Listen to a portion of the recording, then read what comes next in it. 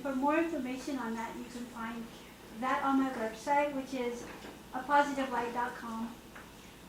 And you can email me with any questions at Joanie, Joanie, at apositivelight.com. Or call me at 707-279-6031. I'd like to set an intention for the show today, and just to remind people that what I teach is, my intention is to help people feel better.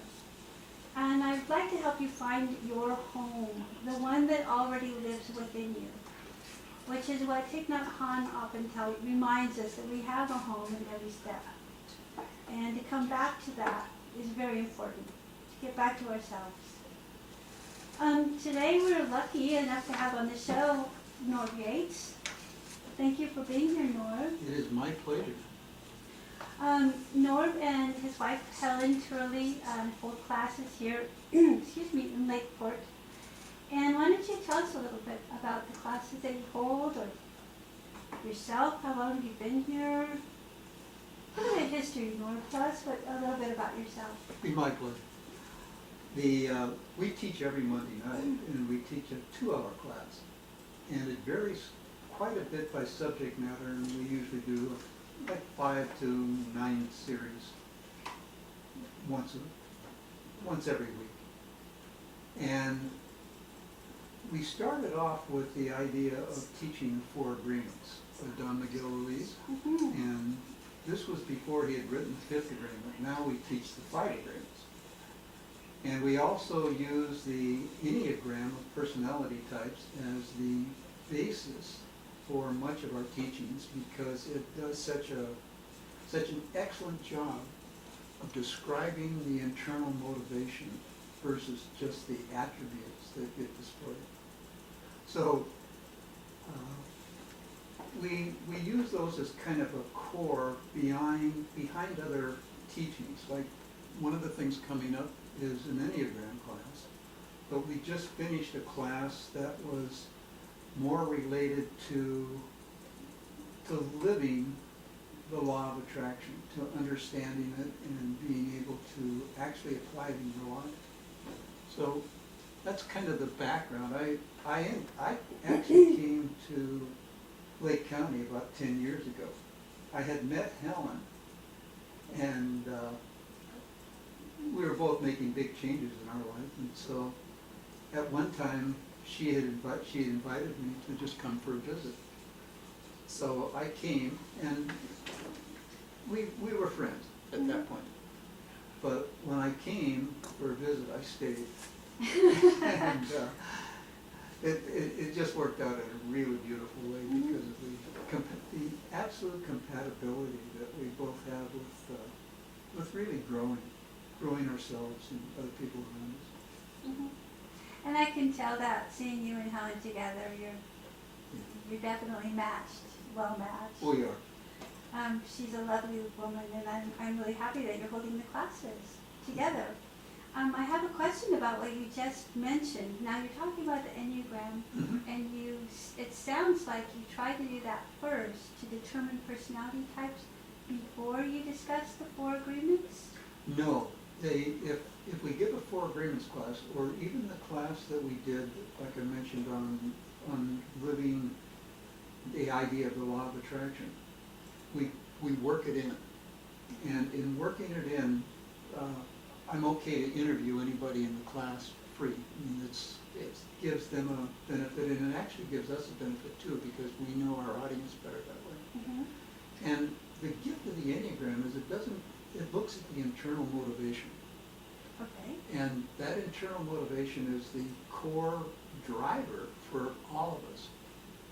And we each have a different one. So one's not better than the other.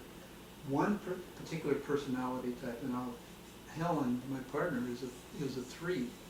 And that 3 is known as an achiever or a doer. And she fits in extremely well in corporate America or just getting things done.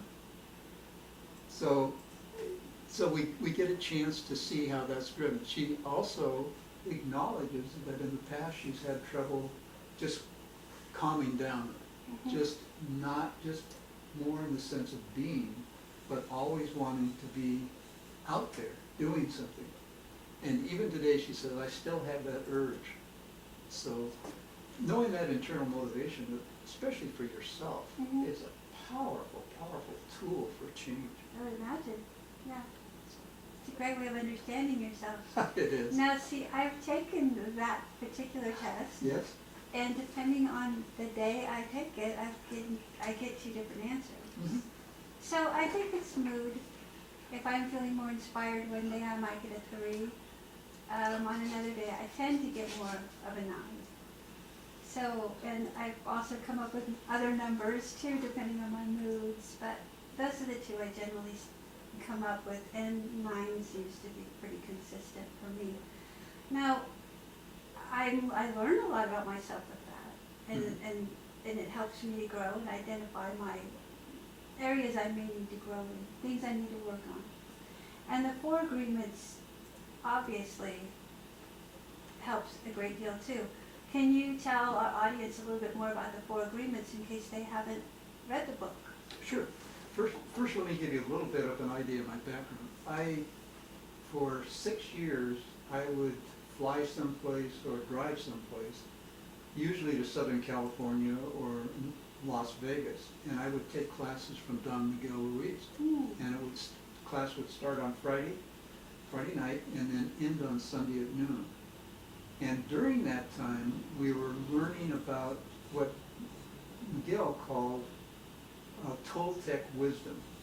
And it wasn't so much focused on the 4 agreements or the 5th or the 5th agreement, but it was focused very deeply on the underpinning of those agreements and how he came to them. The agreements that he puts out, the 5 agreements: be impeccable with your word, don't take anything personally, don't make assumptions, always do your best, and the 5th agreement, be skeptical but listen, is the real life changer. And he put them out in a simple way for an audience that could relate to it. But underneath those are really powerful concepts, primarily because they all approach from the idea of inside of us we have been socialized, and that's what he calls the agreements that we made. The socialization caused us to create different belief systems and different kind of rules that guide us. And that's the beginning point of all his teachings, is to understand that we were domesticated or socialized to believe in certain ways. And here, for instance, in the United States or even Lake County, we have some common beliefs, but we also have a lot of beliefs that individually we don't match. And that's even more true when we get outside of our culture. So that's the idea of domestication. And I would say that, and Helen and I have talked about this a number of times, from the point of view of what do we really teach? And what we really teach is we teach the undoing of those beliefs, so that we can look at it not based on what we were taught in church or what we were taught by authority figures, but really from the point of view of, does this really work for me? And if not, figure out whether we want to change it, because it really is all about either creating more happiness for our life or less suffering. And as individuals, that's kind of what I see we're all after. One of those 2 things. I think so too. Yeah. And it's interesting because if you look at children, young children, between the ages of maybe 2 when they start beginning to speak and express themselves, and 5 when they start to become a bit socialized, I guess, they're very genuine. Yeah. They are very genuine, and we love it. We see them and we think, gosh, they're such beautiful people. And we're not really conscious of the changes that we instill in our own children as a society. And then we wonder, where did that innocence go? Where did all that imagination go? And so I think this is a really good conversation to have, whether you're going to practice the four agreements or read the book and consider it, just to be open to it and see that perhaps we can develop the child's natural personality and guide it rather than try to socialize and tie it into knots. Because I visualize us having these knots tied up in our personality and then reaching in and untying them like a package and discovering what's really been in there all along and thinking, well, either, wow, this is beautiful, or holy cow, what do I do with this? You know, how do I develop this? It's new. So it can be really exciting.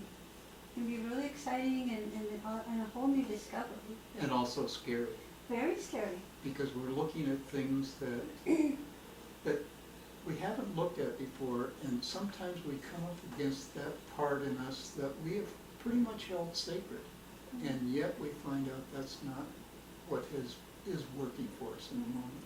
Good point.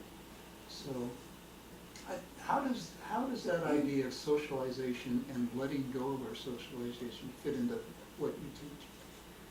What I teach mostly is meditation, and it's based on the Buddhist principles, though it's not a strict Buddhist teaching. Mhm. Buddha taught that desire creates suffering, Yes. and letting go of desire is letting go of suffering.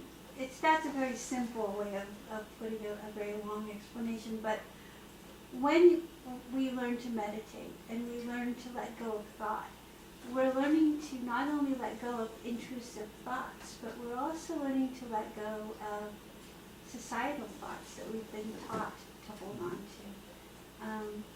Can I act a different way? Do I need to be a certain way? Am I going to be accepted by society if I let out my true self? And there's a lot of fear that goes along with that. And so allowing yourself to let go of the fear and stepping into who you are rather than stepping out into society is a different way of thinking that we may not even been aware of. So during meditation, this kind of opens up, and you can let go of the thoughts that, you know, I don't need to think about going to the grocery store. I don't need to think about the fact that I need gas. A lot of things that are very trivial that go cyclically in our mind, they're still going to be there whether we're thinking about them in this moment or not. If they're things we need to do, they will get done. We don't need to bombard ourselves with it. And that is a habit that can become an addiction. Yeah. And addictive thinking is cyclical thinking. It's not healthy. While you're caught in the cycle, you're not allowing other thoughts in. So you're limiting your growth. So that's kind of in a nutshell what we talk about in the class, how to open up to who you are and embrace it and embrace others and allow that change to happen with yourself. Michael Singer, in his book The Untethered Soul, talks about it from the point of view of the mind talk. That's always chattering away and telling us, do this, don't do that, and oh, they did that, the high judgment. And it turns out, from the way that Helen and I work it, in our own life as well as the way we teach it, is that the interruption of that mind chatter gives us the ability to actually make changes on the spot, to actually make different choices. But if we're not able to interrupt it, then we're stuck in that cycle that you just mentioned, of the continuation of the way we've always done it. Really, the automatic or the habitual pattern. Right. For me. Yes, I think for most of us. And it's also easier to go with what you know. Oh. It's so much easier to just go with, I'm used to doing it this way. Why do I want to change? Yeah. But the question is, are you happy? Oh, and there's that part of, I know this, but I don't know what else to do, or I don't know what will happen if I do it another way. Plus, as you mentioned before, the whole socialization thing is kind of, what are they going to think of me, or how am I going to fit in, or how different am I willing to be is one of the big questions of it. Yes. We have to answer. That's a big question, Oh, because depending on your childhood and your upbringing, there's so much judgment involved. And I know people who have been raised in homes that have never heard criticism. And that to me is a very, it's a beautiful thing. I wish more people could say that. But I know people who said, you know, my family never criticized me. They would say, we probably don't want you to do that. Why don't you put that energy in this direction? Which is a real positive way of encouraging the child to be who they are. right, But guiding them rather than criticizing or judging them. yeah. So, you know, if you don't grow up in that, you don't have that, so how can you give that to your children? So luckily there are some people in this world who were raised that way.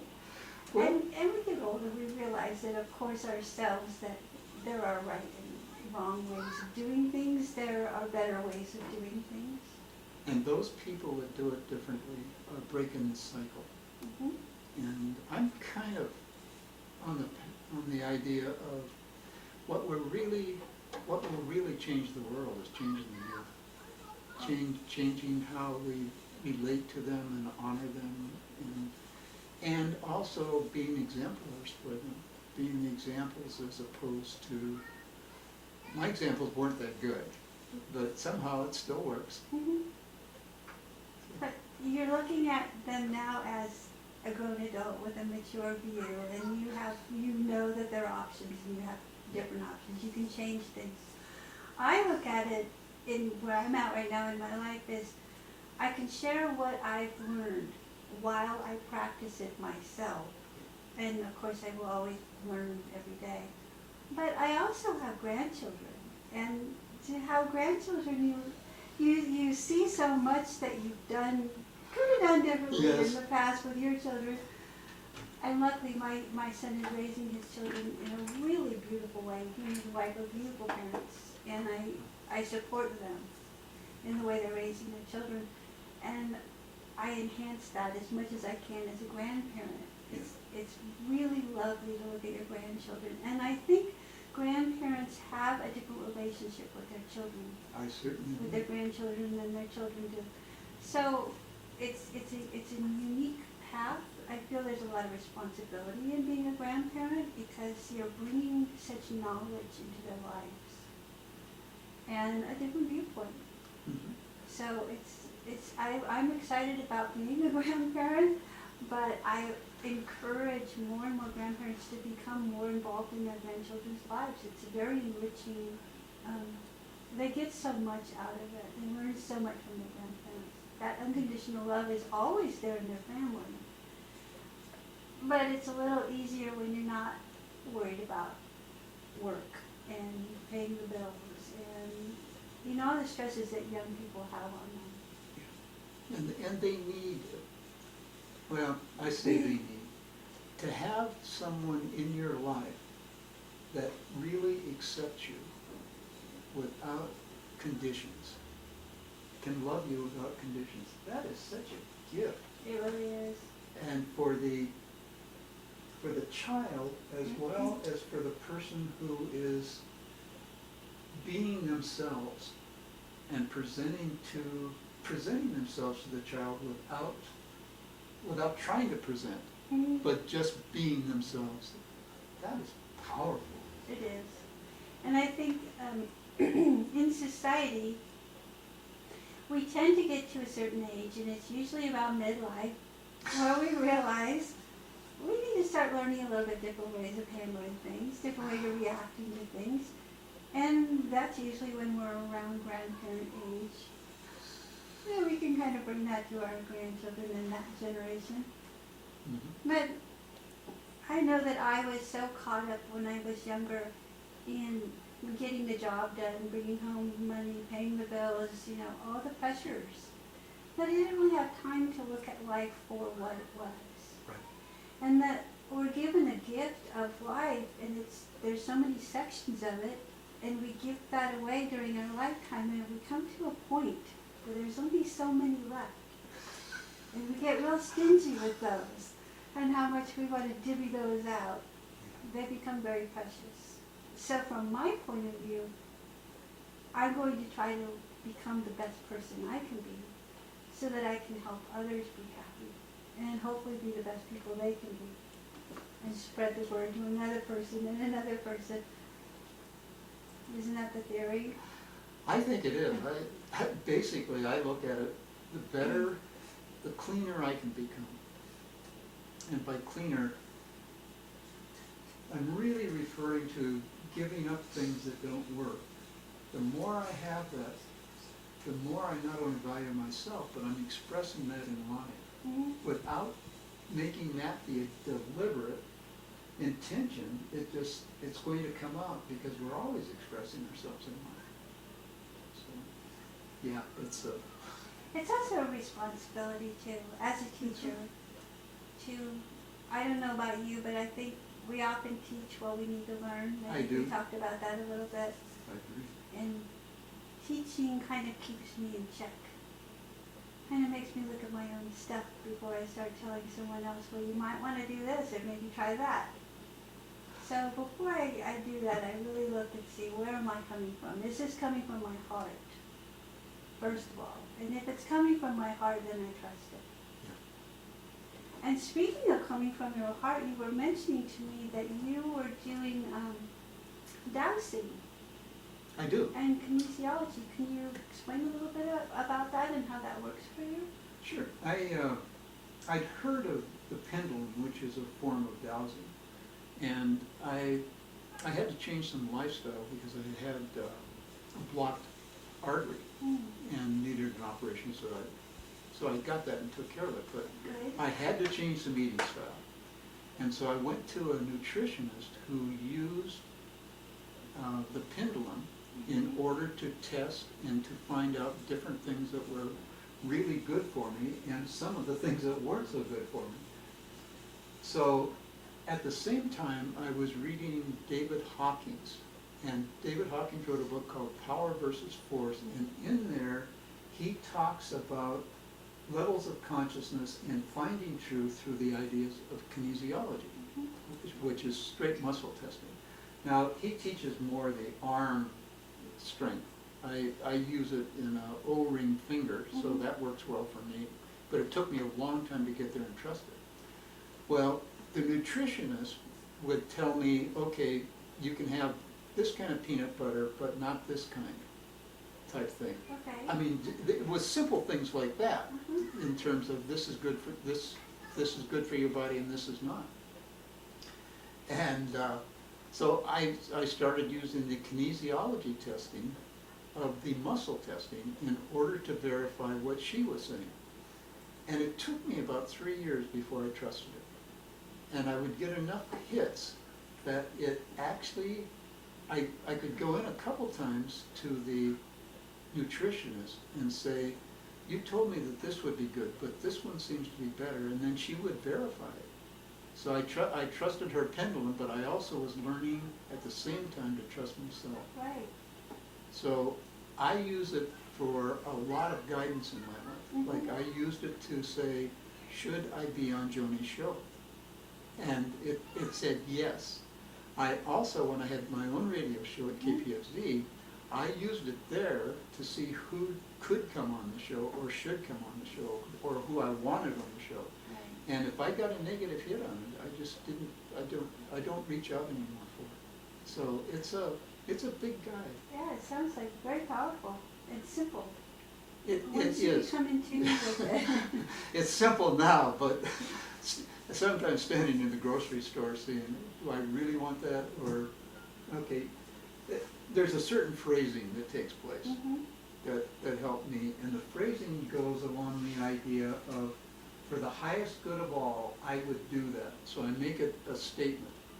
So the statement would be, for the highest good of all, I would be on Joni's show. And I would do the muscle testing just as I'm saying that. Well, that's kind of the way I buy some things sometimes in the grocery store, or right now I'm working at doing some volunteer work at Unity Church, helping change a sound system. And I use that to help guide me in terms of, okay, we do need new speakers. And where's the money coming from? Sometimes I don't know. Yeah. But Okay. anyway, it is a very powerful Well, tool. lucky for us that it told you that you could come on the show Yes. comfortably. And it's interesting because I was on Norb's last show, on his radio show, and he's my first guest on this show, so There's something going there's on. something going on in the universe, yeah. Would you be okay if I talked a little bit about the Enneagram types? I would love that. Okay. There are 9 personality types, and this comes from a Sufi tradition that was developed mostly with Gurdjieff. And then there were a couple people who added to it after that, Ostro, Chazzy, and one.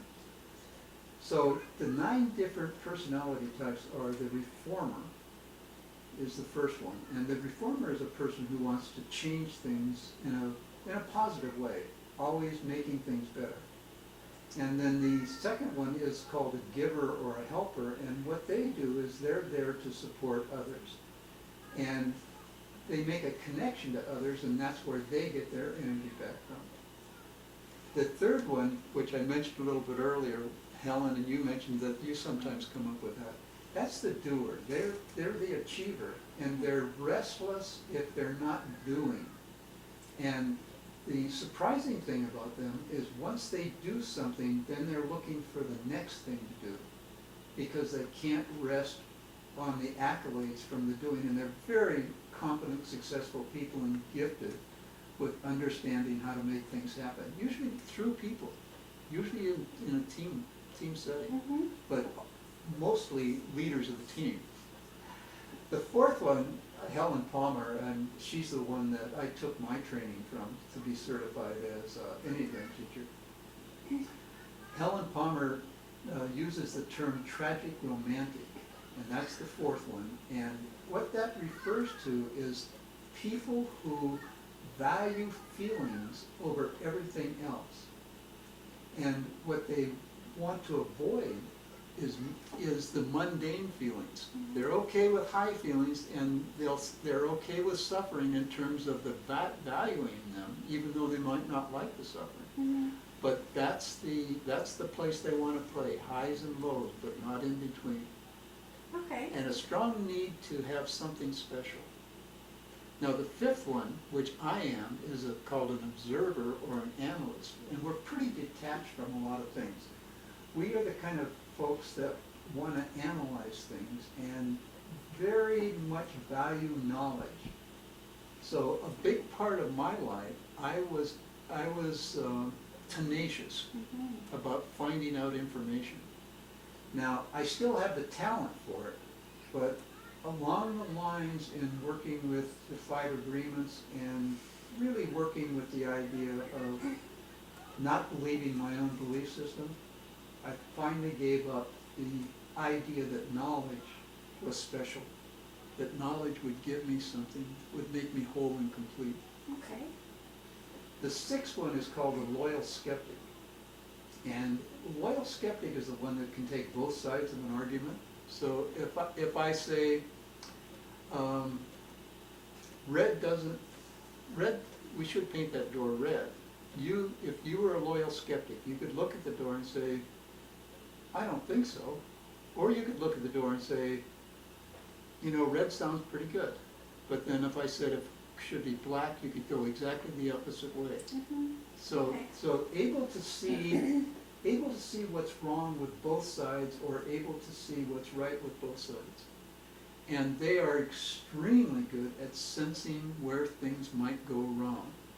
So in a studio like this, a 6, the loyal skeptic, is very powerful in looking and saying, ooh, we got cords on the ground, we want this, and all of those type of things. They just see everything that is possibly could go wrong, and they make plans to make sure it doesn't happen. Okay. The 7th one is called the adventurer, and the adventurer is a person who wants to just keep going. Let's have fun. Why would I delve into suffering? Why would I look deeper? Come on, let's party. And they're also very fast talkers, and And they're out there. They want to lead people in a positive direction all the time. Now, the eighth one, which I actually run into a lot in Lake County, is called a boss type or a protector. Mm. And what they are is they are strong. They are the ones who will stand up to authority. They don't trust authority. And they always have that part in them that says, if you're part of their circle, they will protect you. So when you have a friend who is a boss type or a protector, you know that you're safe with them.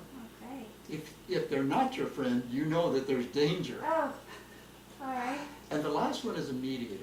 Mm-hmm. And the mediator is a person who really wants to avoid conflict. And in that avoidance of conflict, they soften as if their opinion doesn't matter much. And so if I'm talking to a mediator and I say, would you like to go to lunch? And that person says yes, then I would say, any particular place you'd like to go? No, I don't care. Wherever you want to go. They always turn the authority over as opposed to standing up. And the only time they stand up for themselves is there's a stubborn streak in every mediator I've ever met. And that stubborn streak means I stand for this, and it may be unreasonable as heck, but it's I stand for this, and that gives them the sense of having an identity, because they give up their identity for the sake of everybody else. Mm-hmm. That makes sense to me. It didn't make sense to me, I have to be honest. I love hearing this because now I'm feeling I have many personalities because of course we all have a lot of these traits in us. I guess it would depend on which one comes out most often, Yeah. or tends to be the one that we use most often, My, or go to most often. my experience is we're a little different when everything is going real smooth Mm-hmm. and the people around us are supporting and loving, etc. But when there's any pressure on or any tension that comes on, we revert to that particular type. The core. And that's where we start. Okay. And that's the way you can test to find out which one. Because you're dead on in terms of, we all have someone for sure. Sure. Yeah. I mean, we wouldn't recognize it if we didn't. Right. Exactly. But Yeah. I've never found an exception where one particular attribute is not stronger than all of the others in terms of the Enneagram. Yeah. And Enneagram is actually a word, it's a Greek word. Yeah. And Ennea means 9, Okay. and gram means sighted or type. Okay. So it's a simple word, Simple but word. the first Says a time I lot. heard it, it was like, this is weird.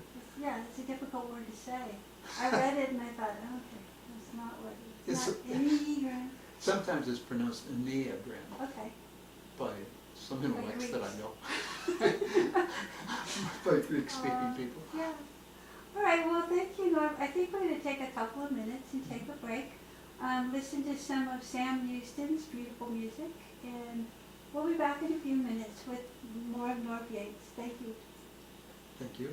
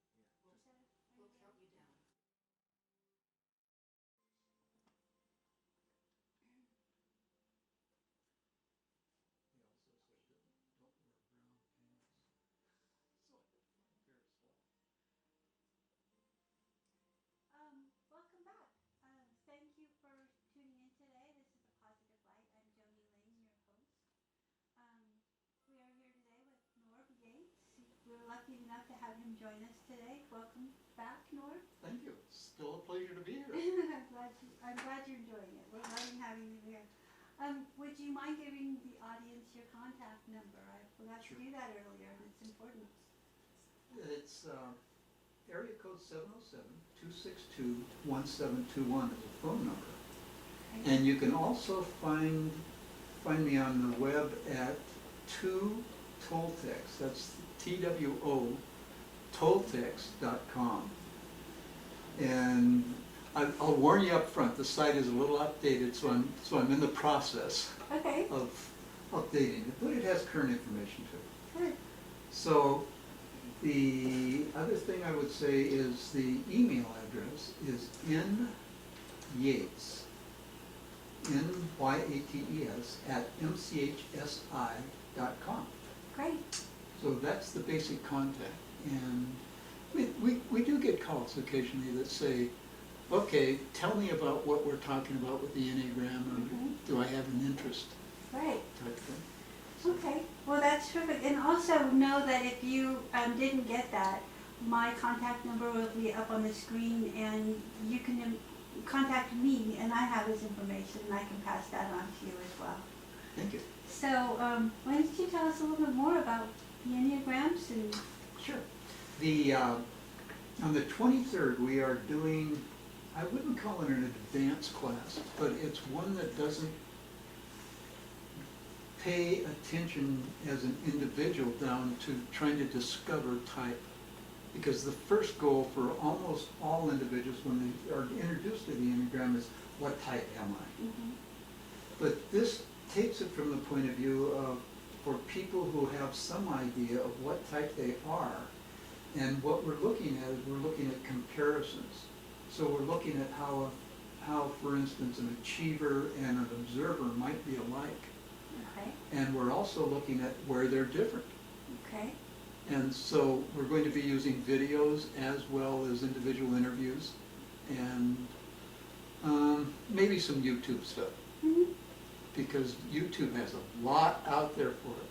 so good to know. And the other part for this class is, it starts on February 23rd, and it's Monday night, 6:30 to 8:30 for seven series. Can I say cost on that? Of course, yes. Cost is $49, so it's really reasonable. Very reasonable, yes. And if you don't know your Enneagram type, but you have an interest in learning more about the Enneagram, this is a chance to take a free interview from me. And I've been certified to do this, so it's not like I'm so good at it, but I do know how to help people find their particular type. Well, good. Almost always. Good. And that's important because we might think that we know a reaction or a personality type. But if you're asking specific questions, you're kind of helping us really pin it down. Yes. And you would know how to do that better than I would because I haven't taken those courses. Sure. So, yeah, that's fascinating.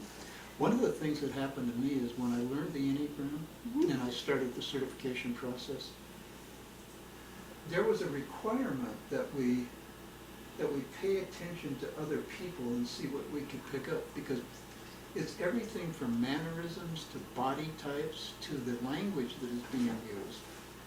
And at that time, I was a management consultant working with fairly high-level people in corporate America, and I found my effectiveness, the actual effectiveness that I brought to the table just jumped, just like that. Wow. And it was because I was able to relate to people in a language that they could understand. And I wasn't always sure their Enneagram type, but there's some that stand out very easily and some you just take a shot at. But it changes everything because it's kind of a common language when you're willing to adapt the way that they can hear you. So it helps you communicate with people. Oh. It helps you make sure that your point is being heard the way you want it to be heard, and then you're also understanding them as well. Sure. If you are an adventurer on the Enneagram, you don't want to play in the detail. You want to know what's coming up next, what the opportunity is, what the potential is, all of those kind of things that say, don't tie me down. Where's the fun? Yeah, where's the Yeah. fun? Don't tie me down because I won't last long. Okay. On the other hand, if I'm talking to the reformer, who is sometimes known as a perfectionist, they want to know everything is taken care of and all the I's are dotted and the T's are crossed and what time exactly is it going to happen? The reformer goes on vacation and they have this list of what's going to happen at 8:05 on the second day and 8:22 on the third day. That type of thinking goes on. But the adventure goes on vacation and it's kind of like, oh, let's head north. Yeah. So it sounds like they might be a good couple. They complement each other in a certain way. So Yes, actually, you're right. I know couples that Yeah. are. Somebody's got to take care of the details if someone else doesn't want to. So this sounds like it would be a really good communication assistance for couples. Oh, Joni. What happens? Yeah. The first thing that happens is the 7 who wants to be free talks to and that's the adventurer, talks to the reformer or the detail person, and the detail person says, wait a minute, we can't do anything yet because we need all this detail. And the 7 is going wild inside, because that's not where they want to play. Right. Turn it around from the reformer's point of view or the perfectionist side, wait a minute, we want to have this, and the adventurer is saying, come on, let's go. And it's driving the detail person crazy. Yeah. So one of the gifts of the Enneagram is an understanding of what motivates your partner. Mm-hmm. And I don't mean partner just actually in relationships, but all kinds of relationships. Work, boss type, Family. people who work for you, it's really, friends. as kids develop their own style and Enneagram point, it is a real gift to know which it is, because then you get supported as opposed to, you should do it this way, everybody will respond this way. Okay. It's a whole different way. Wow, that didn't even enter my mind. That's fascinating. A lot of times the Enneagram is called the Enneagram of relationships, Mm-hmm. because that's where it really plays out. You were dead on. I can see that because there's always this tug and pull, especially at the beginning of young relationships and younger people who are still finding out about themselves. Yeah. And there's always this pulling of, I need to do this and I need to do that. And so to stop and look at where the other person is coming from, understanding their personality type, it can also make you aware of maybe this relationship isn't the healthiest for me, or maybe it is and it will help me grow. Yeah. So it sounds like a really powerful tool in many ways. I used to work as part of the management consulting. I also specialized in the IT of open systems and the computers. Okay. And so there were a team of us of 7, and we would, at different times, all 7 of us would be on a job site, and sometimes there would only be 2 or 3, or sometimes single or solo. Mm-hmm. But the gift is in knowing each other's Enneagram type. I could go to, for instance, that skeptic, that loyal skeptic, and I could say, Doug, would you take a look at this for me and figure out if there's anything I'm missing? And he could come up with things that I didn't see, but he could see. On the other hand, when we needed to get somebody out in front of other people to sell a particular project or something within to try something new, we had a 7 who was the adventurer, who was also a charm and disarm person.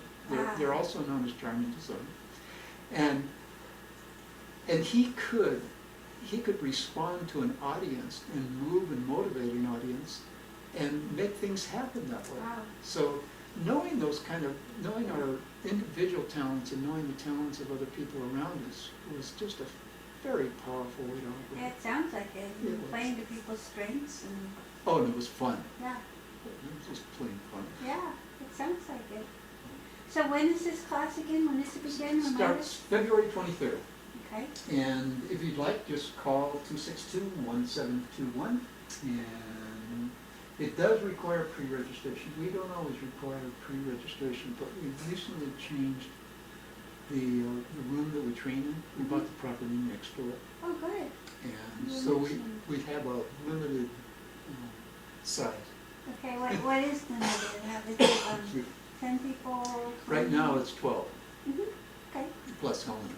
So Okay. that, we actually like, the Enneagram can handle a few more people. mm-hmm, But the smaller classes where we go deeper into personalities or we go deeper into letting go, mm-hmm, we like those a little smaller. okay. So, the classes are filling up. If you're interested in joining the class, please contact Norb to get on the list. It sounds like a fascinating class, and $49 is very reasonable. Yes, it is. This is in Lakeport. It's in Lakeport. It's off Howard Avenue over near the high school Mhm, okay. in Lakeport. And it's called the Sun House? It's called the Sun House, and it's at 2655 Howard Avenue. Okay, all right. The whole thing with money, Mhm. when Helen and I decided to start teaching almost 7 years ago,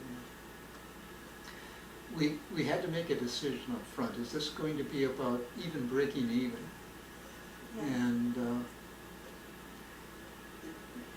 it's not like we have a lot of money, but we decided up front that it wasn't going to be about money, and so we wouldn't let that get in the way. And in doing that, it's just relieved a lot of attention Mhm, that in the past I might have had on money. mhm. So it's been a real gift. And so sometimes we sponsor people. Yeah, and that's good to know, because some people, they really want to know this. They're very interested, but they really just can't afford it right now. Exactly. So, And we do run into that I shouldn't say frequently, but we do run into that. mhm, yeah, So, and I do as well. oh, sure. And that we're a nonprofit, so most of the weekly courses are Monday nights. See, I can't go to your class because I hold a class on That's why I Monday can't go to night. yours. At 7 o'clock, but ours is no cost, and we run on donations. And, sometimes it's based on what you can afford, $5, some people can afford 100, and they do when they can. They really believe in our teachings, and we get a lot of good support. But many people can't afford it, and this way they can still afford to come to class. And we get a number of people who sometimes can't afford it, and then when they can, they give it back, and a little bit done also in trade. That's true. I get a lot of people that's very honest, and I appreciate it. Really can't afford it right now, but I will pay you something when I can, and they do. Yeah. Because they see the gifts that people receive from it, and they see where it comes from. Our intentions are good. Yeah. And, I think that the people that come to our classes realize that we have nothing but the best for them. Our intention is the best for them. And so do you host other teachers at your class? Are you interested in holding other classes there by other We teachers? do sometimes, but what the teaching area, the only time we really use it is on Monday nights. Mhm. So it's available anytime. Oh, okay. We also have a massage room attached that people rent, Mhm. so they bring in their own clients, but it's a nice atmosphere for them to really work out. Yeah, okay. That So- sounds great. And again, it's not making money, Uh, but it's available. Money's nice, but if that's the intention that we do things, then I think for me, it's the wrong intention. Me too. And it can be very disappointing, and as you said, you put so much pressure on earning the money that your attention is off of the class. Yes. So, to me, it doesn't feel right. And, yeah, when it becomes about money, the priorities change. Yes. I'd really rather help people be happy. I've been fortunate enough not to be in that situation for a while now. Yeah. Oh, we're not rich by any means, but you know how nonprofits are. We're always skimming by somehow, but we make it. It works. Yeah. it works. So, is there anything else you wanted to let anyone know about? Would you repeat your contact information one more time for Sure. us? Area code 707-262-1721. My name is Norb Yates, and also email nyates@mchsi.com. One of the things I'd like, I guess, to trade information with is what you do for a practice. Because I know for myself, I do Tai Chi, and I take a twice-a-week class. I also have a strong interest in putting myself in places where there are beauty or possibilities of receiving grace. Mm-hmm. And I don't seem to be afraid of anything. I'll try anything once. That's terrific. And I think that teaching is another practice for me that deepens me, because it always, in the teaching, it seems like we're moving from concepts into applying these concepts in real, not in real life, but in this physical life. Mm-hmm. I sometimes want to go back and say that this physical world we live in is the real one, but I really have a big side of me that says it's the spiritual life that is the real one, and we're just acting it out in this physical world. Mm-hmm. I agree. And when I teach the classes I teach, it does help me become a little more set in that spiritual world. I've become more involved with my spiritual self. And in that regard, when I'm teaching, it reminds me to stay in that spiritual world so that I can help other people more. And I'm so happy since I've been teaching the meditation classes. My spirit is so much fuller and more relaxed and happier and genuine. So I can genuinely help people from my heart, and it's easy now. It used to be difficult. It's easy now. I love it. And you're right. I'm not afraid to do anything either. I might do it once and decide I don't want to do it again, but I'm happy to try. So I think we're running a little bit out of time. It was lovely having you, Norb. It was an absolute pleasure to just sit down and talk with you. Yeah, I loved it. So we'll have you on again soon. Yeah, thank you. And if anyone out there would like to join us and be on the show with us, please contact me and let me know. We'd love to interview you and have you on the show. My contact number is on the screen, but in case it's not, my website is apositivelight.com. My email is Joanie, Joanie, @apositivelight.com. And my phone number is 707-279-6031. Thank you so much for joining us today. Thank you, LCM TV, for having us. I look forward to next week when we can see you again Monday at 3 o'clock. Thanks for joining us. What a pleasure. It was lovely.